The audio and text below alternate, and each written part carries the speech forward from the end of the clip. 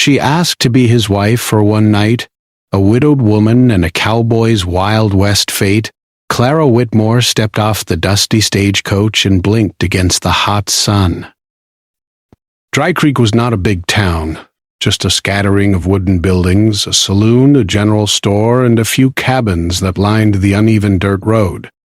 The wind carried the faint scent of hay, horses, and smoke from the chimneys of early risers. Clara pulled her shawl tighter around her shoulders. Even in summer, the desert mornings could be chilly, and the breeze reminded her that life in the West was never gentle. She had left her old town behind, the place where she had lived with her late husband, Thomas, who had died unexpectedly less than a year ago. The grief was still fresh, an ache that settled deep in her chest, but she could not stay surrounded by memories. She needed to start over, even if it meant stepping into a world full of strangers and risks. Clara was determined, though a quiet worry flickered in her mind. She was a widow, alone in a town where rumors spread as quickly as a prairie fire. The stagecoach driver tipped his hat, waiting for payment, and Clara handed over the last of her coins. She gathered her small trunk and her handbag, both worn but sturdy, and stepped toward the town. The street was nearly empty. A few children ran past, chasing each other with shouts that echoed off the wooden buildings. A blacksmith pounded rhythmically in the distance, sparks flying as his hammer met iron. The sound was steady, grounding, almost comforting. Clara paused, taking in the life around her. There was something raw, almost dangerous about Dry Creek, but it felt alive in a way her old town never had. She had rented a room above the saloon, a modest little space with creaky floorboards and a single window that overlooked the street. It was not luxurious, but it was safe and practical, and the rent was reasonable. Clara climbed the wooden steps, her boots tapping lightly, and entered the room. She placed her trunk in the corner and opened her bag, carefully laying out a few essentials. As she unpacked, she glanced out the window. The sun was climbing higher, casting long shadows across the town. People were beginning to stir. Men in hats and boots moved toward the stables, and a few women swept doorways or hung laundry. Clara's arrival did not go unnoticed. A group of women gathered near the general store, their voices low but sharp. She could feel their eyes even without turning.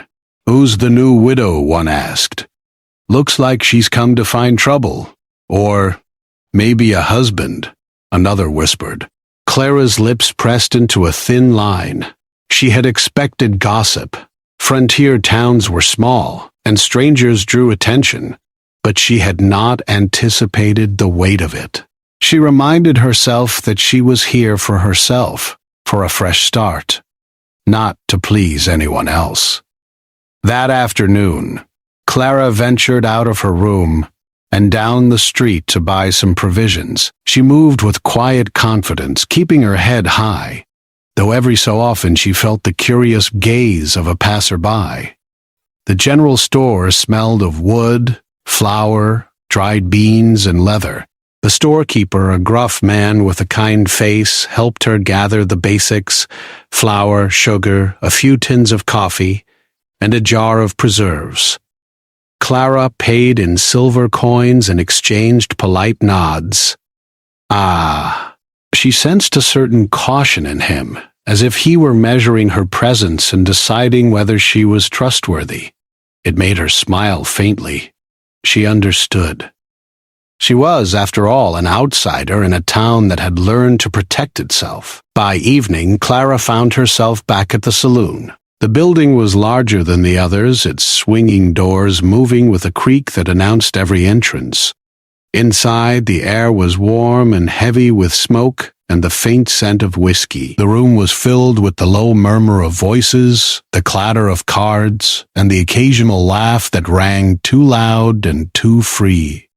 Clara settled into a corner, ordering a cup of coffee from the barmaid. She observed the people around her, noting the way men tipped their hats and women moved with caution. That was when she first heard his name. Jack McAllister. It came in hushed tones, spoken with equal parts admiration and fear. A man at the poker table had just won a hand and leaned back, saying, "Jack McAllister wouldn't have let you get away with that, son." Clara's curiosity piqued. Who was this Jack, that his reputation preceded him in whispers? She turned her gaze toward the other side of the room. A man sat alone at a table, polishing his boots. His hat shadowed his face, but she could see the sharp line of his jaw and the intensity of his eyes as they scanned the room. Something about him made her heart skip. Perhaps it was the aura of danger, or maybe it was the way he seemed entirely at ease, as if he belonged to the wildness of the West itself. Clara did not speak to him that night. She watched from afar, feeling a strange pull she could not explain. There was a story behind every person in Dry Creek, she realized, and Jack's presence seemed like the beginning of a story she might not yet be ready to tell, but one she could not ignore. She left the saloon before dark, her steps careful on the wooden sidewalk. The town was quiet now, lit only by the fading light of the sunset and the flicker of lanterns in the windows. Clara paused for a moment, breathing in the cool evening air. That night, in her small room above the saloon, she sat by the window and reflected on the day. Life here would be different, she knew.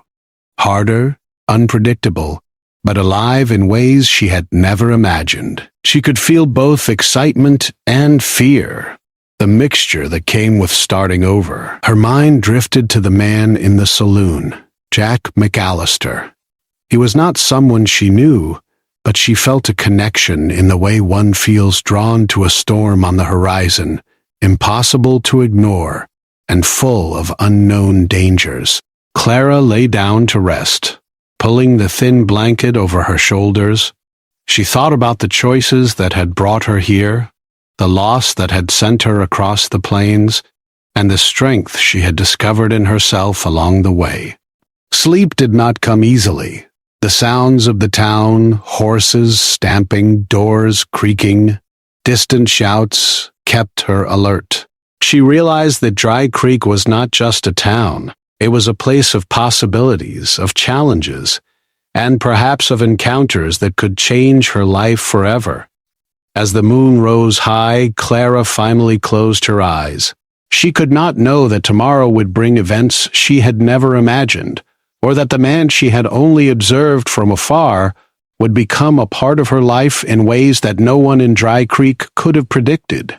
For now she rested, listening to the soft sigh of the wind and the distant call of an owl, feeling the first stirrings of courage and curiosity that would guide her in the days to come. Clara Whitmore, a widow seeking a new beginning, was ready to face the unknown, unaware that life in the Wild West had a way of surprising even the strongest hearts. Clara awoke to the sound of horses stamping in the street below. The morning sun had begun to stretch its golden fingers over Dry Creek, painting the wooden buildings in a warm glow. She dressed quickly, smoothing her hair and adjusting her shawl, and made her way downstairs to the saloon. The scent of strong coffee and frying bacon greeted her as she stepped inside. A few early risers nodded politely, but most eyes were already fixed on the poker tables and the clatter of coins on the bar. It was there, at the corner of the saloon, that she first saw him again. Jack McAllister. He had a quiet strength about him, the kind that did not demand attention but made it impossible to ignore. His clothes were simple, worn from long days on horseback, yet he carried himself with the confidence of a man who knew the land and its dangers. Clara's curiosity about him had grown since last night, but she reminded herself to stay cautious. In a town like Dry Creek, reputations were often half-truths, and danger could hide behind charm. Jack noticed her almost immediately, his eyes lingering for just a moment longer than polite conversation required. Clara felt a slight flutter in her chest. She tried to focus on her breakfast, on the warmth of the coffee in her hands, but his presence was impossible to ignore. The townsfolk